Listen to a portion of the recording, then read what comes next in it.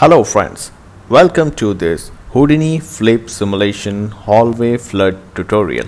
My name is Rajiv Sharma and I will be explaining you how to create a complete shot in Houdini, create lighting, texturing, shading in Houdini, and how to render passes and do compositing in Nuke. Alright, so last week I uploaded a tutorial related to Houdini flip simulation to vfxpipeline channel, and I receive a lot of personal messages and emails from my friends to create a complete short tutorial for Houdini flip simulations. Okay, so then I decided to create a tutorial and we'll create this effect. So I'll show you there. So this is 100% CGI shot. Everything is created in Houdini, simulation, meshing, particles, rendering,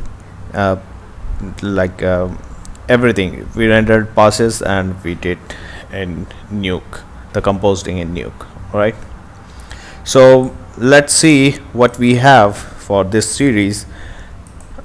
What we will do is we'll see how we can export things from Maya to Houdini. So basically this scene is actually I brought from Maya, and this scene file actually you can get it free from 3drender.com. so this is the website where I downloaded this model, and this is very good. You can find out a lot of good models from this website. So there will be a hallway. Yeah, so this is the file which I am using for my tutorial, and you can use it to follow this tutorial. Okay, and next we will see we'll understand that how we can utilize alembic, and we can prepare that for simulations.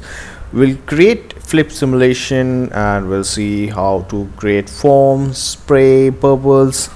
Then we'll export the simulation thing in bGEO out of the Houdini, because we don't want to simulate again and again for meshing and rendering. Alright, so we'll do that and we'll get back the simulation again in Houdini, and then we'll do the meshing and shading.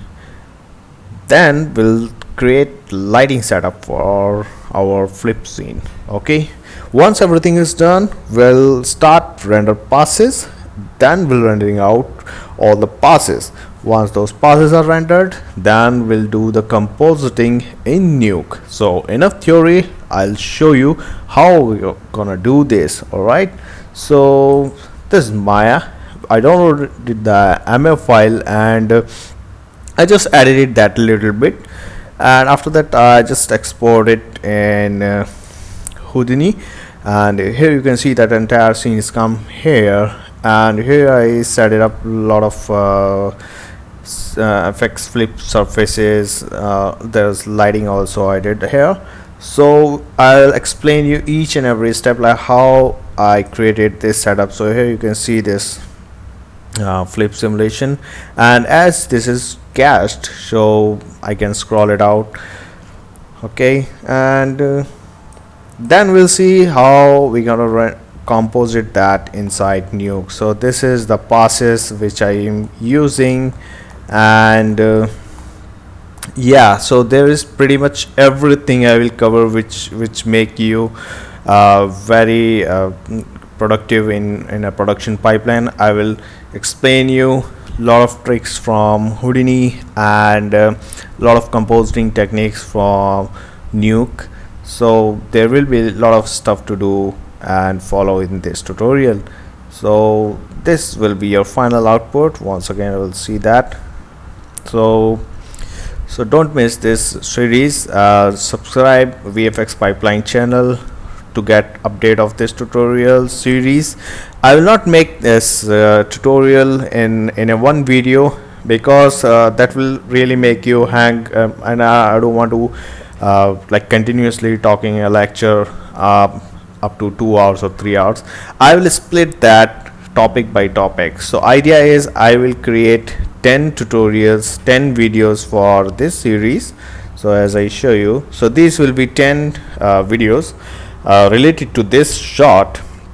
So you can directly go to any particular topic which you want. So let's say if you want to create a physically accurate lighting setup, you can directly go to tutorial number 8 and you will get that.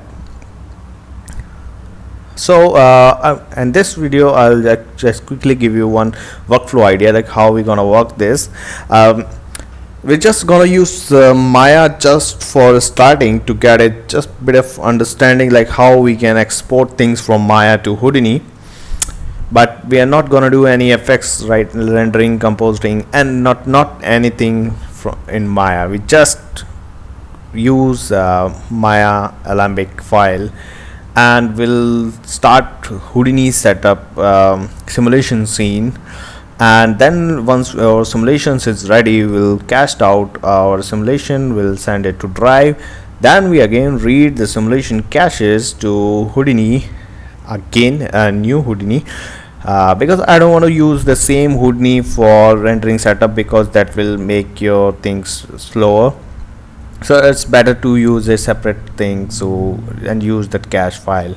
And then once your render scene will ready, will render passes, and the passes goes to drive, and from that drive the passes will read by Nuke, and Nuke will do the compositing, and after that will render out the final MOV.